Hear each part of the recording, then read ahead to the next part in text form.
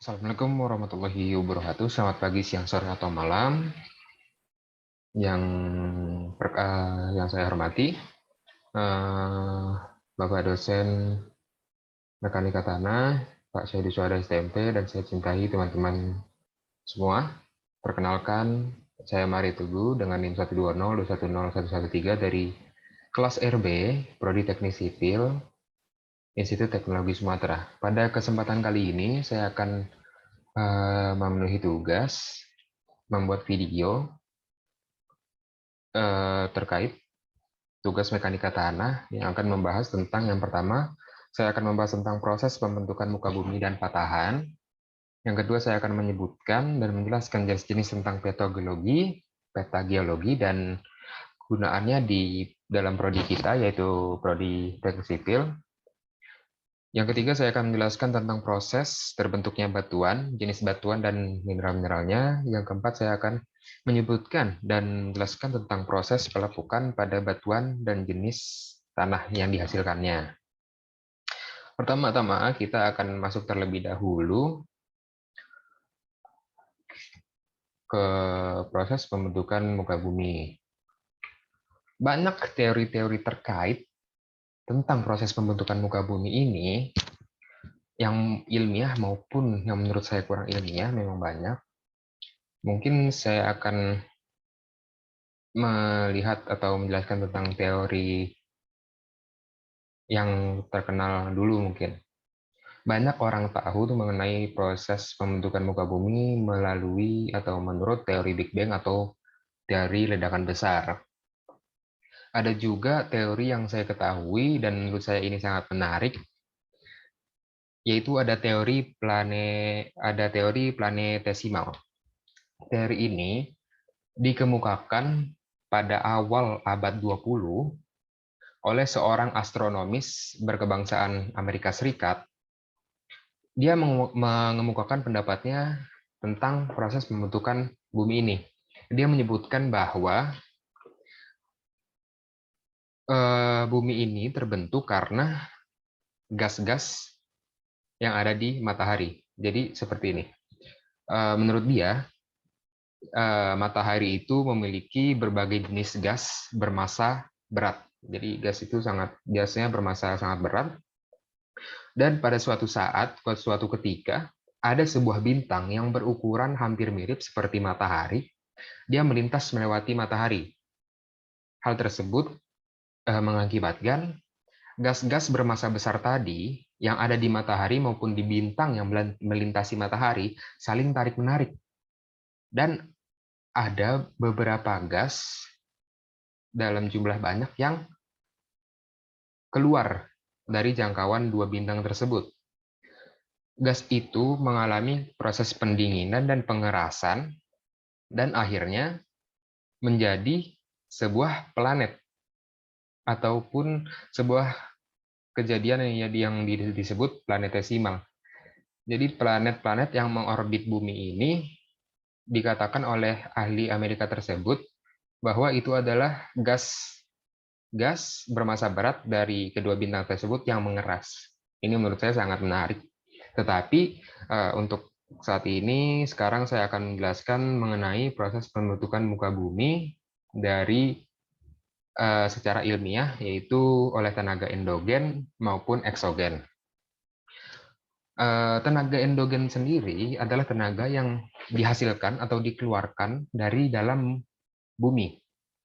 Dalam proses pembentukan bumi oleh tenaga endogen dibagi menjadi tiga, yaitu ada tektonis, vulkanis, dan seismi. Yang pertama kita akan masuk ke tektonis terlebih dahulu. Tektonis adalah gerakan yang berupa gerakan mendorong dan menarik secara vertikal maupun horizontal. Tektonisme terjadi akibat adanya tekanan dari panas yang ada di dalam inti bumi. Jadi inti bumi menghasilkan panas, dan panas tersebut mengakibatkan adanya gerakan vertikal maupun horizontal. Inti bumi itu merupakan bagian terdalam dari dalam bumi.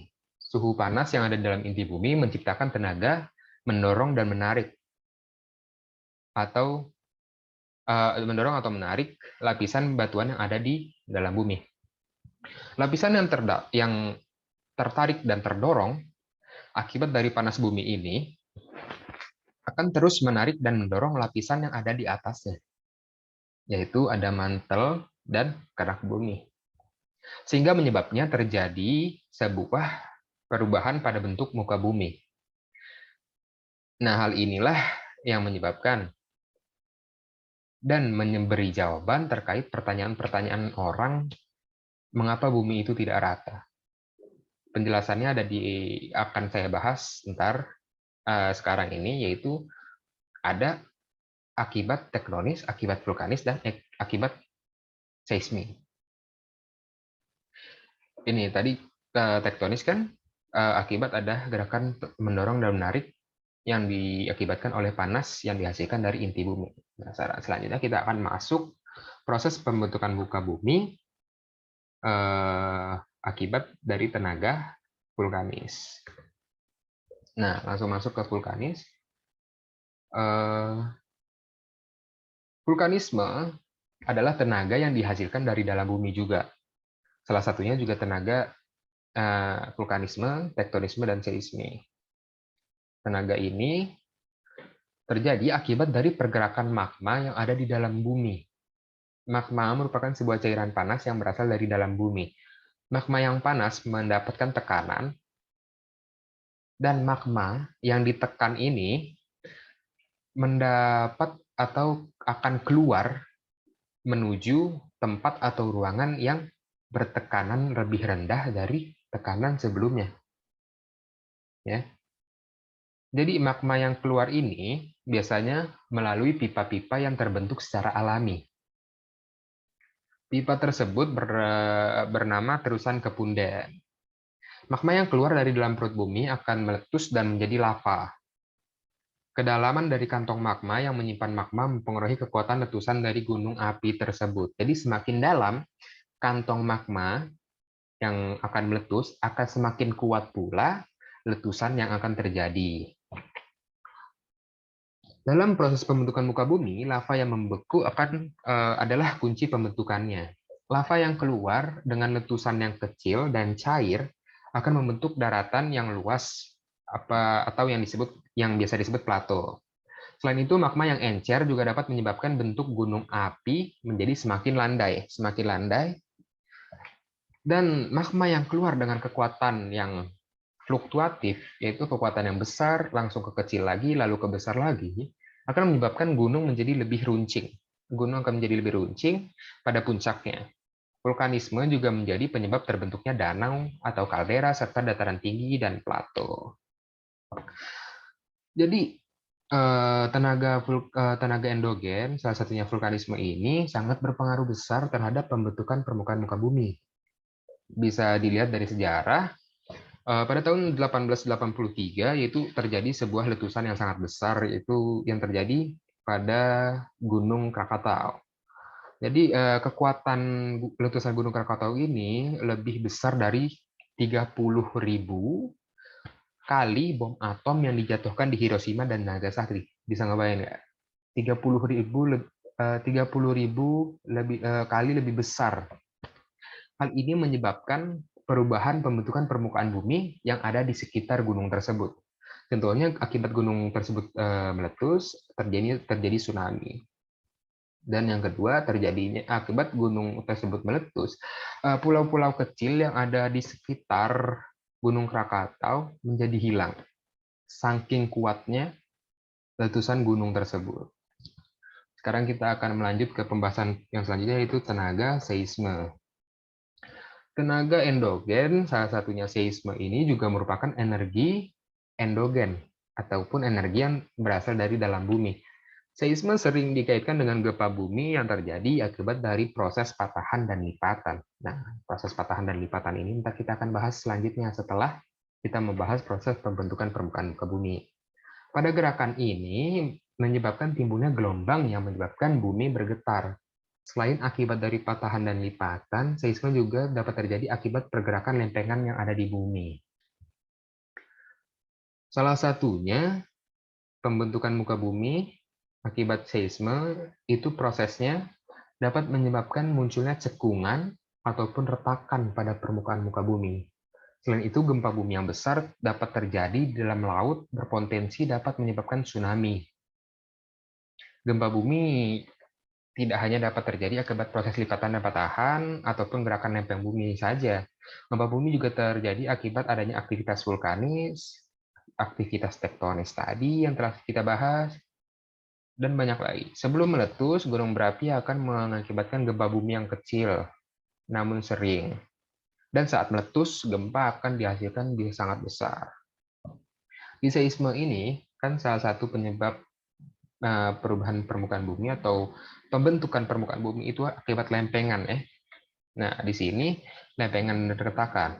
Nah, jika teman-teman pernah menonton film San Andreas yang dibintangi oleh pemeran Amerika Serikat yaitu Dwayne Johnson, di situ dijelaskan secara ilmiah bahwa ada sebuah lempengan dan retakan yang dinamakan retakan San Andreas atau bahasa Inggrisnya itu San Andreas Fault.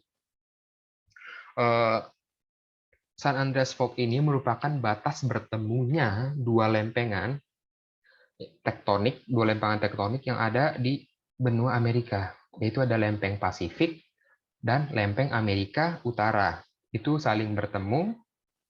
Dua lempeng ini saling mendahului satu dengan yang lainnya pada tingkat sekitar 1,5 inch per tahun.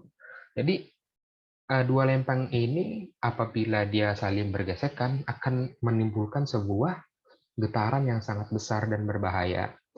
Di film tersebut disebutkan bahwa lempengan ini saling bergesekan dan menyebabkan permukaan muka bumi itu menimbulkan retakan yang sangat besar dan terjadi sebuah patahan dan menyebabkan getaran yang sangat besar, bisa lebih sampai 10 skala Richter. Selanjutnya, kita akan masuk proses pembentukan muka bumi oleh tenaga eksogen. Tenaga eksogen ini adalah tenaga yang berasal dari luar bumi. Tenaga eksogen adalah tenaga yang mengubah bentuk bumi yang telah dibuat oleh tenaga endogen. Jadi, secara sederhananya, tidak akan terjadi perubahan oleh tenaga eksogen sebelum tenaga endogen terjadi. Tenaga eksogen dalam pembentukannya membutuhkan bantuan angin, air, glasier, dan fenomena alam lainnya. Tenaga eksogen ini mengikis permukaan bumi dan membawa materi yang lapuk, lalu menumpuknya sehingga membentuk permukaan baru. Nah, tenaga eksogen ini yang pertama akan kita bahas itu ada proses sedimentasi. Sedimentasi merupakan proses pembentukan permukaan bumi melalui penumpukan ataupun pengendapan materi-materi sedimen. Materi sedimen berasal dari pelapukan materi, merupakan dari pelapukan batuan, pelapukan sisa-sisa makhluk hidup, pasir, dan tenaga yang membawa materi sedimen ini itu yang telah disebut tadi, yaitu air, angin, glacier. Sedimentasi oleh tenaga air terjadi di sungai dan di laut. Dalam prosesnya, air membawa materi sedimen, lalu mengendapkannya. Dalam proses pengendapan ini lah tercipta daerah baru ataupun seperti pulau gitu. Seperti pembentukan danau, tapal kuda, danau tapal kuda. Pembentukan danau tapal kuda. Terbentuknya danau ini akibat dari pengendapan materi yang membentuk yang terjadi di satu sisi sungai. Jadi materinya itu terus mengendap di tempat yang sama, yaitu di sisi sungainya yang sebelah yang satu. Lalu menyebabkan sungai menjadi terputus. Terputuslah itu alirannya. Sudah tidak menjadi sungai lagi, akhirnya menjadi danau. Sebuah danau yaitu Danau Tapal Kuda. Selain itu, materi sedimen yang terbawa oleh angin dan terendap akan menjadi bukit pasir. Banyak ditemukan di sekitar pantai maupun gurun. Jadi apabila kalian lihat-lihat di sekarang sudah zaman mudah ya, di internet ada sebuah gundukan pasir. Nah, itu adalah proses sedimentasi yang terjadi akibat butiran pasir tersebut dibawa oleh angin gitu kan.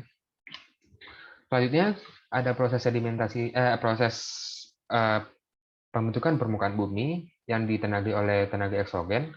Yang kedua adalah erosi. Di sini erosi merupakan fenomena atau proses pengikisan yang terjadi di permukaan bumi. Air, angin, maupun glacier memiliki kekuatan untuk mengikis permukaan bumi. Hasil kikisan itulah yang menjadi materi sedimen. Erosi sendiri materi sedimen. Erosi sendiri terbagi menjadi 4, yaitu ada ablasi, abrasi, eksarasi, dan deflasi. Abrasi sendiri itu merupakan proses pengikisan oleh air laut. Kita semua juga udah tahu, abrasi itu akibat pengikisan oleh air laut. Proses pengikisan ini bergantung pada kuat lemahnya gelombang. Semakin kuat gelombangnya, maka semakin besar pengikisan yang terjadi. Abrasi sering menyebabkan pengikisan pada pantai. Akibatnya dari abrasi berbelah Tanjung dan Teluk. Jadi semakin sering atau semakin kuat gelombang yang menyebabkan abrasi, maka garis pantai itu akan semakin mundur. Gitu. Dan cara pencegahannya saya dengan penanaman pohon mangrove ataupun bisa dengan bantuan yang terbaru bantuan bangunan lepas pantai. Yang kedua ada ablasi, yaitu pengikisan yang dilakukan oleh air. Air yang mengalir menyebabkan timbulnya gesekan pada tanah maupun batuan. Akibatnya tercipta jurang ataupun air terjun. Maka proses pengikisan jika proses pengikisan terjadi semakin cepat, materi yang terkikis kemudian akan terbawa oleh air menuju ke tempat pengendapan materi sedimen. Yang ketiga ada ekskarasi, eksarasi. Saya susah menyebutnya. Eksarasi ini adalah proses pengikisan oleh glacier, gitu kan. Proses ini terjadi akibat salju yang menumpuk pada lembah. Akibat salju yang menumpuk pada lembah yang membeku menyebabkan lembah tidak kuat menahan beban, akhirnya menjadi longsor. Es yang menyebabkan lembah tersebut menjadi terkikis. Yang keempat, yang terakhir ada deflasi, yaitu pengikisan yang dilakukan oleh angin. Batuan yang besar akan terus-menerus diterjang oleh angin yang membawa materi berupa pasir dan kerikil. Pasir dan kerikil yang menghantam batuan besar akan mengikis batuan tersebut, sehingga batuan tersebut akan menjadi semakin tipis. Banyak ini deflasi yang terjadi biasanya di pembangunan batu-batuan lepas pantai dan sebagainya. Yang selanjutnya kita akan masuk pengertian proses pembentukan dari lipatan dan patahan. Sebelumnya saya juga udah menyebutkan kan proses pembentukan lipatan dan patahan. Lipatan yang terbentuk adalah bentuk muka bumi yang terjadi pada daerah yang lunak. Proses terjadi lipatan pada permukaan muka bumi berjalan lambat, sangat lambat, dan menyebabkan bumi menjadi berkerut.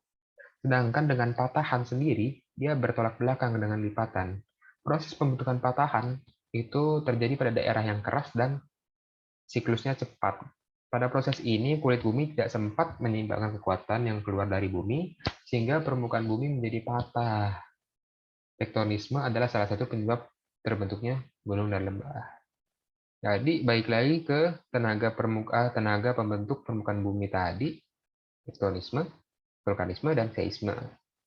Itu adalah semuanya sangat bergantung dan menyebabkan terjadinya sebuah lipatan dan patahan. Patahan juga dapat terjadi ketika suatu batuan mengalami keretakan. Hal ini berkaitan erat dengan tekanan dan kekuatan batuan yang mendapat gaya, sehingga timbulnya sebuah fracture atau patahan atau retakan. Jadi apabila ada sebuah batu seperti ini, dia awalnya rata. Apabila ada segaya yang di gaya dan kekuatan yang ditekan dari dalam bumi, dia akan menjadi patah. Jadi permukaannya itu menjadi tidak rata, ada yang naik sebelah sini, ada yang naik, ataupun yang sebelah sini ada yang naik. Jadi pokoknya apabila itu terjadi, permukaan itu menjadi tidak rata. Selanjutnya kita akan membahas tentang proses jenis-jenis, atau saya akan menyebutkan jenis-jenis kategori dan kegunaannya di prodi ataupun di keilmuan keteknik sipilan, seperti itu. Menurut literatur yang saya baca dan saya cari, menurut Standar Nasional Indonesia SNI nomor 032849 tahun 1992, tata cara pemetaan geologi lapangan. Nah, menurut SNI 032849 tahun 1992 ini, peta itu dibagi menjadi 3. Ada peta topografi, yaitu gambaran permukaan bumi pada suatu bidang datar yang memperlihatkan keadaan geografis dengan skala tertentu. Yang kedua, ada peta geologi, yaitu suatu peta yang menggambarkan informasi geologi mengenai jenis dan penyebaran batuan, struktur geologi, endapan mineral, dan laporan dan lokasi terdapatnya fosil. Yang terakhir ada geologi teknik atau peta geologi teknik, yaitu jenis peta geologi yang memberikan suatu gambaran umur semua komponen dari suatu lingkungan geologi yang dianggap penting untuk kepentingan keteknik sipilan. Nah, sekarang kita masuk ke jenis-jenis peta geologi. Yang pertama ada peta ikhtisar geologi. Peta ini merupakan peta yang menampilkan informasi secara langsung dalam bentuk formasi yang telah tersingkap. Biasanya peta ini disajikan dengan skala sedang hingga kecil, sehingga kadang dianggap sebagai peta yang skematis, gitu kan. Selanjutnya yang kedua ada peta geologi sistematik. Geologi sistematik, peta ini memberikan data geologi pada seharusnya ini barometri ya, ada sedikit kesalahan pengetikan, atau peta dasar topografi. Yang ketiga ada peta geologi permukaan. Peta ini berguna untuk memberikan informasi geologi di bawah permukaan. Dengan peta ini, lokasi bangunan, pembuatan jalan, permukaan lapangan terbang, dan sebagainya bisa ditentukan dengan mudah. Karena tujuan itulah skala yang digunakan pada peta ini umumnya 1:50.000 atau yang lebih besar lagi. Yang keempat, yang selanjutnya ada peta hidrogeologi. Sesuai namanya, peta ini menampilkan kondisi air tanah pada suatu wilayah yang dipetakan. Umumnya peta ini juga menunjukkan formasi permeabel dan impermeabel.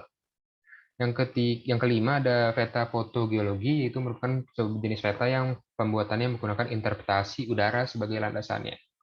Kemarin saya membuat sebuah jurnal atau literatur tugas yang diberikan oleh dosen geologi saya. Saya membahas tentang proses ataupun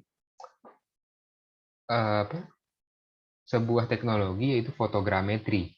Jadi teknologi itu dibuat untuk membuat peta fotogeologi.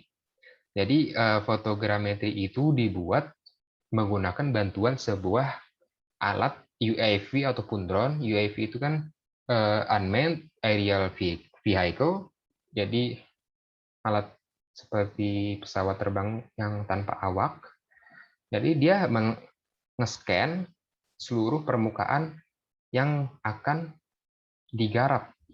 Nah, ini sangat membantu dalam prodi atau dalam keilmuan keteknik sipilan, sangat membantu dalam proses perencanaan pekerjaan galian dan timbunan tanah. Jadi peta fotogeologi ini bisa dibuat dengan metode fotogrametri dan itu sangat membantu, dan seorang surveyor tidak akan terlalu memakan waktu yang banyak untuk menyurvei tempat atau lapangan yang ukurannya sangat besar gitu kan. Teknologi ini akan membantu untuk mengurangi proses waktu pekerjaan. Yang selanjutnya ada peta isopatch. Isopatch merupakan jenis peta geologi yang di dalamnya melukis garis-garis tersebut. Nantinya garis-garis tersebut menghubung ke titik-titik suatu formasi atau lapisan yang memiliki ketebalan yang sama. Peta yang di dalamnya tidak menerapkan konfigurasi struktural ini umumnya menggunakan skala sedang hingga besar. Yang ketujuh ada peta geologi tematik. Peta ini dapat menampilkan informasi geologis yang melainkan juga tidak menampilkan informasi geologi saja, melainkan dapat menampilkan juga potensi atau energi suatu sumber daya mineral untuk tujuan tertentu. Yang terakhir ada peta singkapan atau outcrop map. Peta ini sebagai penentu lokasi seperti pecahan batu atau lainnya yang berada di bawah permukaan. Yang selanjutnya Menurut SNI nomor 032849 tahun 1992, peta geologi itu peta geologi teknik itu dibuat berdasarkan yang pertama, dibuat berdasarkan kegunaannya. Kegunaannya itu ada peta khusus dan peta serbaguna. Peta khusus hanya menyajikan salah satu aspek geologi teknik untuk kepentingan khusus, misalnya longsoran. Yang kedua ada peta serbaguna, itu menyajikan berbagai aspek geologi teknik untuk bermacam kepentingan teknik sipil. Yang selanjutnya pembuatan peta teknologi berdasarkan isinya. Data isinya itu ada peta analisis, peta ubur, peta bantu, peta pelengkap. Kalau peta analisis sendiri itu menyajikan detail. Itu detail harusnya menjadikan detail pada suatu masalah analisis lingkungan, geologi, alsal, kegempaan, dan kegunungan. Yang kedua ada peta ubur. Peta ubur itu menyajikan unsur-unsur geologi teknik secara umum dasarnya. Yang ketiga ada peta bantu, itu seperti peta kontur, peta ASOPETS yang tadi, dan peta dokumentasi. Yang terakhir ada peta pelengkap, yaitu misalnya peta geomorfologi, peta tanah, dan peta geohidrologi, dan sebagainya. Yang terakhir ada skala. Peta yang berskala besar itu menyajikan dengan skala 1:10.000 atau lebih lagi. Itu dinamakan peta besar. Yang kedua ada peta berskala sedang, menyajikan peta dengan skala 1:10.000 atau lebih besar dari 1:100.000. Yang ketiga ada peta berskala kecil, menyajikan peta dengan skala 1:100.000 atau lebih kecil lagi. Nah, selanjutnya saya akan masuk ke pembahasan yang ketiga, yaitu proses terbentuknya batuan, jenis batuan, dan mineral yang terkandung. Yang pertama, batuan itu yang saya tahu dan setelah saya research, ada batuan beku, batuan sedimen, dan batuan metamor. Yang kita akan bahas pertama ini, itu batuan beku. Batuan jenis ini terbentuk akibat dari proses pembekuan magma dalam kurun waktu yang cukup lama. Batuan dengan jenis ini biasanya dapat ditemukan pada mantel maupun kerak bumi. Jenis batuan beku ini sendiri merupakan jenis batuan yang sering digunakan untuk pekerjaan konstruksi teknik sipil. Sebagai material konstruksi yang paling sering digunakan adalah batuan andesit dan batuan lava stone. Nah, dari jenis pembekuannya, batuan beku ini terbagi menjadi 3 jenis. Itu ada batuan dengan metode pembekuan intrusif, ekstrusif, dan hipabisal. Nah, untuk intrusif sendiri, proses pembekuan ini terjadi di dalam maupun di bawah permukaan bumi. Batuan ini terbentuk akibat pembekuan di dalam kerak bumi yang menyebabkan bentuk dan teksturnya itu lebih kasar dari batuan yang lain. Yang kedua, ada jenis pembekuan secara ekstrusif. Ini terbentuk akibat pencairan magma yang terjadi di dalam mantel maupun kerak bumi. Biasanya proses ini dapat kita temukan terjadi di permukaan kerak bumi. Karena proses pembekuannya terjadi di permukaan kerak bumi, maka pembentukan batuan ini pun dapat terjadi lebih cepat. Lebih cepat dari proses intrusif tadi pembentukannya. Yang ketiga ada proses pembekuan batu, proses hipabisal. Batuan dengan jenis pembekuan hipabisal dapat terbentuk karena adanya proses naik turun magma di dalam kerak bumi. Batuan ini terbentuk di antara batuan vulkanis dan plutonik. Contoh batuan ini diantaranya adalah diabas, kuarsa, dolerit, mikrogranit, dan diorit. Yang kedua ada batuan sedimen. Batuan sedimen sendiri adalah batuan yang terbentuk di atas permukaan bumi akibat pembekuan pada tekanan suhu udara yang lebih rendah daripada batuan beku tadi. Batuan sedimen ini merupakan jenis batuan yang sudah ada sebelumnya dan terkena berbagai jenis pelapukan. Biasanya proses pelapukan tersebut tertampung secara tidak sengaja dalam sebuah cekungan, dan kumpulan pelapukan batu yang terjadi menjadi satu dan terbentuk dan menjadi batuan yang berjenis baru, yaitu batuan sedimen. Untuk batuan sedimen sendiri ada jenis-jenisnya, yaitu ada batu konglomerat, batu pasir, batu serpi, batu gamping, batu breksi, batu stalaktit, dan batu lempung. Yang selanjutnya yaitu ada batuan metamorf. Batuan metamorf itu sendiri seperti namanya, batuan yang melakukan metamorfosis. Ini merupakan jenis batuan yang terbentuk dari batuan sedimen dan batuan beku yang melakukan proses metamorfosis. Proses terbentuknya batuan ini berasal dari batuan yang sudah ada, kemudian mengalami perubahan secara kimiawi dan fisika. Perubahan kimia dan fisika itu dapat terjadi akibat dari proses pemanasan yang dilakukan pada suhu yang sangat tinggi, yang sangat panas, yaitu sekitar 150 derajat Celcius. Batuan metamorf itu terbagi menjadi beberapa jenis, atau batuan metamorf kontak, dinamo, pneumatolisis, katalakstik, tindihan, dan dampal. Nah, batuan metamorf kontak yang pertama yang akan kita bahas, batuan ini terbentuk akibat aktivitas magma ditambah suhu yang sangat tinggi tadi, yang 150 derajat Celcius tadi.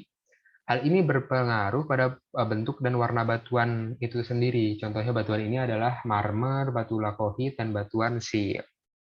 Yang kedua itu ada batuan metamorf dinamo. Batuan ini terbentuk akibat tenaga endogen yang proses pembentukan kulit bumi. Tekanan yang sangat tinggi saat proses pembentukan kulit bumi menyebabkan butiran mineral batuan menjadi berbentuk pipih dan mengkristal menjadi batu. Batu jenis ini banyak ditemukan di bagian kerak bumi. Terus yang selanjutnya ada batuan metamorf pneumatolisis. Batuan ini terbentuk akibat pengaruh dari gas pada magma. Proses ini menyebabkan perubahan komposisi kimiawi mineral batuan. Yang selanjutnya ada batuan metamorf katalistik, batuan metamorf katalakstik. Batuan ini terbuat akibat dari aktivitas gesekan dua lempeng yang menghasilkan panas yang sangat tinggi. Bagian yang saling bergesekan ini kemudian mengalami perubahan struktur dan terbentuklah menjadi batuan. Yang kelima ada batuan metamorf tindihan, yaitu jenis batuan yang terbentuk akibat batu yang tertimbun sangat dalam dan perubahan suhu pada kedalaman yang tertentu berubah secara drastis saat tertimbun. Inilah yang membentuk mineral batuan yang baru. Yang terakhir ada batuan metamorf dampak. Jenis batu ini biasanya terbentuk akibat adanya ledakan dari komet yang jatuh ke bumi ataupun letusan gunung berapi. Ledakan yang besar tersebut mengakibatkan tekanan yang tinggi dan menyebabkan perubahan mineral batuan hingga terciptalah batuan mineral yang baru. Biasanya jenis batuan metamorf dampak ini dia bentuknya ataupun warnanya sangat eye-catching sekali ya, sangat terang dan sangat bagus gitu loh. Yang selanjutnya kita akan bahas tentang jenis-jenis tanahnya, proses pelapukan dan jenis-jenis tanah yang terbentuk. Pembentukan tanah terjadi dalam beberapa tahap, diawali dengan terjadi proses pelapukan pada batuan. Jadi, seperti yang kalian tahu, tanah itu tidak terjadi seperti itu saja. Tanah itu terjadi akibat ada pelapukan pada batuan yang sudah mengalami pelapukan. Nah, pelapukan batuan itu ntar kita akan bahas selanjutnya. Ada berbagai macam pelapukan batuan. Akibat dari pelapukan batuan ini, proses makhluk hidup akan mulai tumbuh pada lapisan permukaan batuan tersebut karena didukung oleh air dan udara. Akan tetapi organisme yang dapat bergerak pada tahapan proses permukaan tanah ini terbilang masih sangat terbatas, misalnya lumut dan mikroba. Nah, ini namanya proses pelapukan organik. Kita spoiler sedikit. Kemudian batuan mulai ditumbuhi rumput dan batuan kecil. Akar tumbuhan tersebut masuk ke dalam batuan dan perlahan-lahan akan menghancurkannya. Lama-kelamaan batuan akan mulai hancur dan menjadi unsur mineral pembentuk tanah. Nah, proses pelapukan batuan. Nah, kita udah masuk pembahasan yang terakhir ya, proses pembentukan batuan. Proses pembentukan batuan itu adalah yang dinamakan proses pelapukan batuan. Mohon maaf, proses pelapukan batuan merupakan proses hancurnya massa batuan baik itu secara fisik, secara kimia maupun biologi. Proses pelapukan batuan itu dapat memakan waktu yang sangat lama maupun cukup lama, di mana setiap proses pelapukan pada umumnya dipengaruhi oleh cuaca, sehingga batu yang telah mengalami pelapukan akan berubah menjadi tanah secara umum Pelapukan dibagi menjadi 3 jenis, yaitu pelapukan fisik, kimiawi, dan biologi. Tapi biasanya proses pelapukan yang terjadi di cuaca ataupun suasana yang lebih lembab akan terjadi lebih cepat gitu loh. Kurun waktu lebih cepat daripada dibandingkan dengan proses pelapukan batuan yang terjadi di cuaca yang panas ataupun kering. Seperti itu. Yang pertama, pelapukan fisik. Pelapukan jenis ini adalah hancurnya dan lepasnya material batuan tanpa merubah maupun merusak struktur kimiawi dan biologi batuan tersebut. Pelapukan jenis ini merupakan proses penghancuran bongkahan batuan menjadi ukuran yang lebih kecil. Ada dua faktor penyebab terjadinya pelapukan fisik, atau dua faktor yang menyebabkan batuan itu pecah gitu loh. Ada perbedaan temperatur dan erosi. Pertama kita bahas yang perubahan temperatur terlebih dahulu. Perbedaan temperatur ini batuan yang mengalami hal ini akan mengalami penyusutan volume. Apabila suhunya rendah, maka akan mengalami pemuaian. Dan apabila suhunya tinggi, batuan tersebut akan mengalami kebalik. Maksudnya yang bersuhu rendah, batuan itu akan mengalami penyusutan atau menjadi semakin kecil. Dan apabila batuan tersebut berada di situasi kondisi bersuhu tinggi ataupun panas, batuan itu akan mengalami pemuaian. Apabila hal ini terjadi dalam jangka waktu yang cukup lama, maka batuan akan terbelah dan pecah menjadi batuan yang lebih kecil. Yang kedua ada erosi. Ya tentu saja erosi dapat mengaruhi pelapukan karena air yang membeku di antara batuan volume akan membesar dan yang terjadi adalah air akan membuat tekanan yang dapat merusak struktur batuan. Seperti yang sudah kita jelaskan tadi gitu kan. Yang kedua ada pelapukan kimiawi. Pelapukan kimiawi pengertiannya kurang lebih sama seperti pelapukan fisik, namun pelapukan kimiawi ini dipengaruhi atau mempengaruhi susunan kimiawi batuan tersebut. Batuan yang mengalami proses pelapukan ini berbeda dengan pelapukan fisik, di mana hanya fisik batuan yang mengalami pelapukan. Proses pelapukan kimiawi dibagi menjadi 4, yaitu ada hidrasi, hidrolisa, oksidasi, karbonasi. Dan yang terakhir ini ada pelapukan kimiawi dapat terjadi akibat hujan asam. Yang mana hujan asam sendiri menyebabkan kondensasi metan, terus sulfur dan klorida yang terbawa oleh hujan yang bersifat korosif. Nah, kalau hidrasi, proses pelapukan terjadi karena terjadi di permukaan batuan saja. Kalau hidrolisa, merupakan proses penguraian air atas unsur-unsur yang berubah menjadi ion positif dan denatif. Terus kalau oksidasi itu proses pelapukan yang terjadi akibat batuannya itu dekat dengan besi yang berkarat, di mana batuan mengalami proses pelapukan biasanya menjadi berwarna coklat terang. Dan proses ini biasanya memerlukan waktu yang sangat lama, namun batuan yang terjangkit akan tetap mengalami proses pelapukan. Dan yang terakhir ada karbonasi, itu pelapukan yang terjadi akibat terpaparnya oleh gas karbon dioksida ataupun CO2. Contohnya adalah batu kapur. Nah, yang terakhir ada pelapukan biologi ataupun organik. Ini merupakan jenis pelapukan yang terjadi akibat dari proses makhluk hidup. Penyebabnya adalah proses organisme yaitu manusia, hewan, dan tumbuhan. Pelapukan ini terjadi secara konstan dan terus-menerus dan merupakan proses penyempurnaan dari sifat-sifat tanah yang terbentuk tadi dari proses kimiawi maupun proses fisik tadi.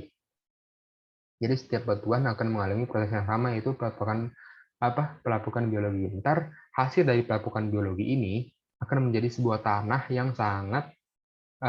yang subur. Ntar kita selanjutnya akan bahas jenis tanahnya gitu kan. Jadi hewan yang melakukan pelapukan antara lain kalau hewannya ada cacing tanah dan serangga. Kalau pengaruh yang disebabkan oleh tumbuhan ini sangat besar ya, bersifat mekanik dan kimiawi. Pengaruh sifat mekanik yaitu berkembangnya akar tumbuh-tumbuhan di dalam tanah yang dapat merusak tanah di sekitarnya. Pengaruh zat kimiawi yaitu berupa zat asam yang dikeluarkan oleh akar-akar serat makanan. Menghisap garam makanan dapat merusak batuan. Dan yang terakhir itu ada akibat manusia juga berperan dalam pelapukan batuan melalui aktivitas penebangan pohon, pembangunan maupun penambangan. Seperti itu. Nah, selanjutnya yang terakhir kita akan membahas tentang jenis-jenis tanah yang terbentuk akibat pelapukan batuan gitu kan. Yang pertama ada tanah aluvial. Tanah aluvial ini jenis tanah yang terbentuk akibat endapan lumpur dan biasanya terbawa arus sungai gitu kan. Yang kedua ada tanah andosol, merupakan tanah yang terbentuk akibat adanya aktivitas vulkanik pada gunung berapi. Yang ketiga ada tanah entisol. Sama seperti tanah andosol, tanah entisol ini terbentuk akibat pelapukan oleh material yang dikeluarkan oleh gunung berapi, seperti debu, pasir, lahar, dan sebagainya. Yang selanjutnya ada tanah grumosol. Tanah ini terbentuk akibat pelapukan pada batu kapur. Nah, kan pada batu kapur. Yang kelima ada tanah humus. Tanah ini terbentuk dari proses pelapukan biologi, yaitu dari tumbuhan dan unsur organik lainnya. Biologi kan, tumbuhan, hewan yang sudah busuk, manusia, itu kan jadi tanah humus. Yang keenam ada tanah inseptisol, terbentuk akibat pelapukan dari batuan sedimen dan metamorf. Yang ketujuh ada tanah laterit mengandung banyak zat besi dan aluminium. Terus ada tanah latosol terbentuk akibat pelapukan dari batuan sedimen dan metamorf juga, sama seperti tanah inseptisol. Nah, selanjutnya ada tanah litosol terbentuk akibat adanya perubahan iklim, topografi, dan adanya vulkanisme. Dan terakhir ada batuan kapur. Seperti namanya, tanah kapur terbentuk akibat pelapukan batuan kapur. Nah, itu adalah pembahasan terakhir, materi pembahasan terakhir yang akan saya jelaskan, yang sudah saya jelaskan. Terima kasih atas waktunya telah menonton video saya terkait penjelasan materi yang telah saya jelaskan. Mohon maaf apabila ada kekeliruan dari penyampaian saya ataupun ada kata-kata yang kurang berkenan di hati pemirsa sekalian, teman-teman dan penonton. Saya harap jika saya ada kekeliruan, tolong kita diskusi aja di bawah kan, di kolom komentar. Terima kasih. Terima kasih atas perhatiannya. Wassalamualaikum warahmatullahi wabarakatuh. Terima kasih.